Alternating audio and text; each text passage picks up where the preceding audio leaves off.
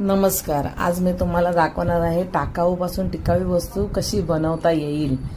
माझ्या घरी माझ्या बड्डेला एक मला गुलदस्ता भेटलेला, तर तो सुकलेला होता. तर बसून असा विचार केला की मी प्लास्टिकच्या पिशव्यांची फुलं बनवलेली होती, तर का नाही त्यातून एक गुलदस्ता तयार करता येईल. म्हणून मी बनवायला घेतला.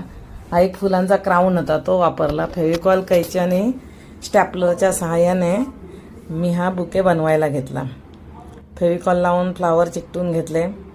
त्याच्यानंतर एक असं सर्कल बनवून घेतलं, सेकंड सर्कल बनवून घेतलं, फ्रेममध्ये ठेवलं आणि बघितलं कसं वाटतंय. मग अजून थोडी फुलं लावून त्याला डेकोरेट केलं.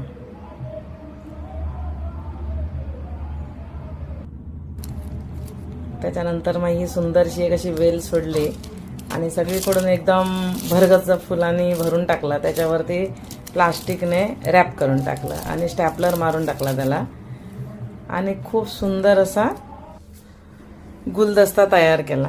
बघा किती छान दिसतोय तो.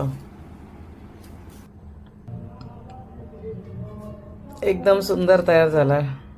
तिथे ठेवल्यानंतरही त्याचं लुक एवढं सुंदर येतंय ना की छानच वाटतंय. टाकाऊपासून टिकाऊ वस्तू खूप सुंदर अशी बनवल्याने मला पण खूप आनंद होतोय. नमस्कार.